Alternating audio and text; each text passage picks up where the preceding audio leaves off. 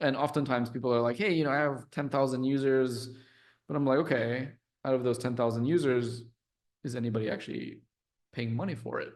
And sometimes the answer is no. And I'm like, you should probably check whether anybody is willing to pay for that, because it's very different having a free user rather than having a paid user. It's a very different set of requirements and expectations. And number three, I would say something that is, I've mentioned, I think earlier today, is please learn sales, or learn how to tell stories, learn how to convince. If you don't like the word sales, you can replace it with persuasion, influencing, negotiation, whatever the word it is that you prefer. But I really think a lot of founders kind of think that they're going to build this magical product, build it, and they will come. And if you're very lucky, sometimes that does happen. But for 99.9% of the rest of us, that doesn't happen. So I would say learn that skill, practice it a ton, because in the early stages of your company, you cannot delegate sales to somebody. It doesn't work. It's going to be founder-led sales in the beginning, whether it's B2B or B2C. You are the face of your company. Nobody knows your product in and out like you do. Nobody knows the, therefore you have to do get the first contracts, first clients, and then you build a repeatable go-to-market strategy based on your experiences with an actual sales team after that, but not before. So it's like as entrepreneurs, we get all this advice from people, right? Now, I'm not saying it's never bad intention. Most of the time, it's good intentions, but for sure, a lot of times, advice, it's good for them back in 1985. Absolutely, I think it was different. So how do you personally, how do you sift through all the advice you got to pick the ones that would really take care of you, so to speak?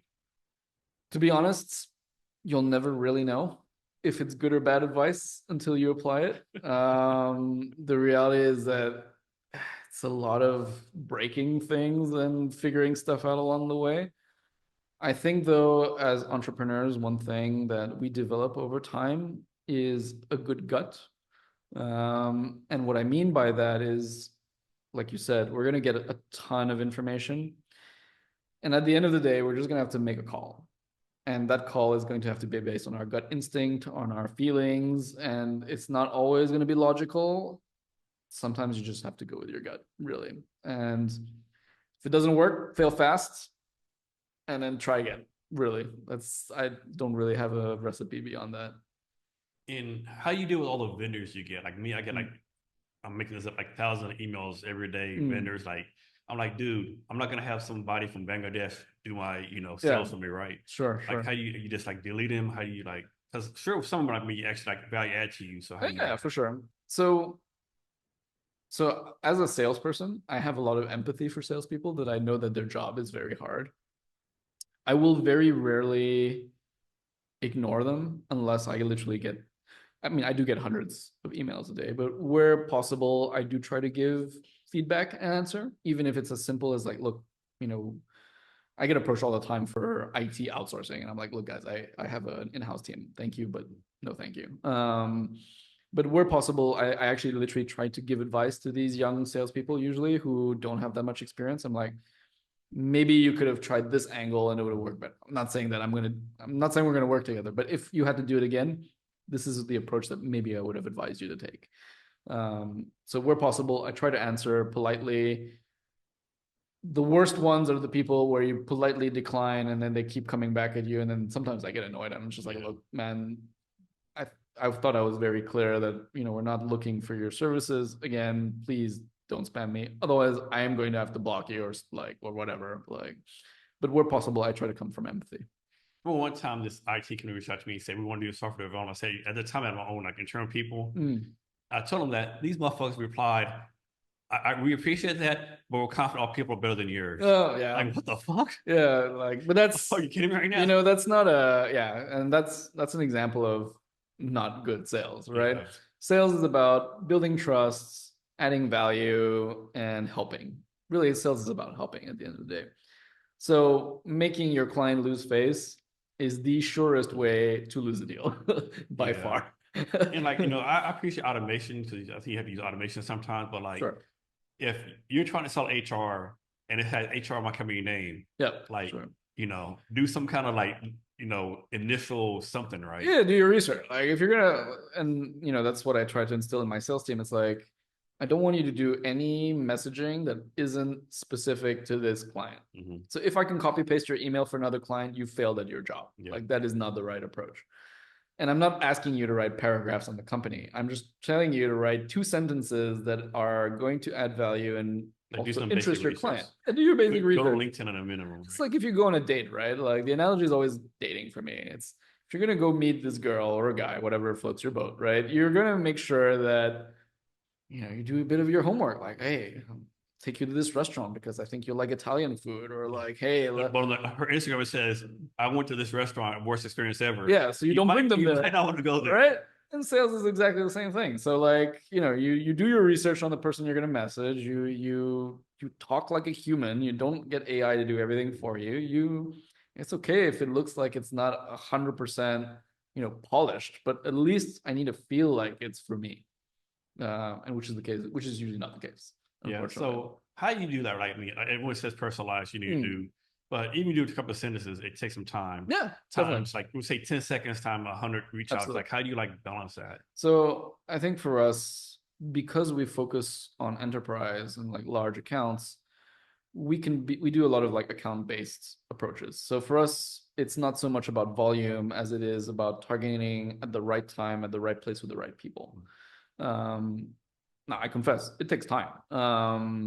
But I would rather that my sales team sends 10 really good emails a day than 50 really shitty ones. Yeah. So like I always emphasize to my team, please put in the effort, put in the time, payback. But it's not also just about writing emails and messaging. These days, with AI, everybody thinks everything's spam technically, or is made up. So what I've been told my team is, look, you also need to demonstrate value by demonstrating that you are experts in your field. And yeah, some of you guys are more introverted. Maybe you don't like social media or whatever, but find the angle that works best for you. So in your case, for example, like, you're doing this blog. I feel like, maybe this is your channel. This is how you like to build rapport with clients and get people to interface with you. So I tell my team the same thing. Maybe for you, it's writing. Maybe you like to make videos. Maybe you like to make funny memes. Whatever it is that you are comfortable and good at that is going to speak to your clients and add value, that's okay. But just find your whatever works for you, basically. Yeah, like me, I hate talking on the phone, right? I hate talking on the phone. I'd rather fall butt ass naked through barbed wire with fire than talking on the phone. Same. Agreed. And today also, like the phone. So lots of salespeople say the phone is still in a very effective way, and I would agree to a certain degree. But decisions now are not just made on the phone. People are going to more likely to react with you if they've seen you, if that they see that you're a specialist, an influencer, or whatever. Like, I don't know how you found me, but clearly there was maybe something on my LinkedIn that you thought, okay, this is maybe interesting to have a chat when I'm in Vietnam. So same thing for my team. I'm like, you guys need to establish yourselves as experts, as credible, and therefore you need to put yourself out there. So whether that's a blog, whether that's going to events, whether that's going to a cocktail party, whatever, I don't care, so long as you find your jam and you make the most of that channel. So this is my pet peeves too, and I know people don't mean it like in a negative way, but like, of course, I post a lot of stuff across social media, and like, I do a clip on whatever, and someone will put, "Hey Jason, nice content. What do you think about XYZ?" My mind already think, dude, I know you're trying to sell me something. Sure. Just get to the fucking point. Sure. I don't have fucking time to go to like 4 or 5 LinkedIn or whatever exchange, right? Just say, you found me, whatever, you're selling this, right? Yeah. I don't have the bandwidth of mind, whatever you want to say. Correct, because we're getting inundated with like messages and stuff these days. So I'm absolutely. I know they don't mean anything about it. That's the way they do sales and processes. But like, I know what they say, like build a relationship, build a conversation. Me personally, like, man, I ain't got time for that shit. That's like, correct. Tell me what you want. It's like, give me value first, and then I'll figure out whether or not I actually give a shit about this or not. So I agree with you, and it works both ways. It works also to save the salesperson's time, like you're not beating around the bush. Like I have a lady who I've very politely told, I think at least 3 times, to stop sending me rubbish stuff. She still keeps doing it, and I'm just interested to see how long that's going to take for her to realize that it's not working. Some people say like follow up. I mean, you already told them no, so that's a bad thing. But I know a lot of people say follow up 1,000 times until you say no. But you already said no, so I mean, yeah, I would say you can nurture somebody by giving them, it's, you know, it's the principle of inbound marketing, right?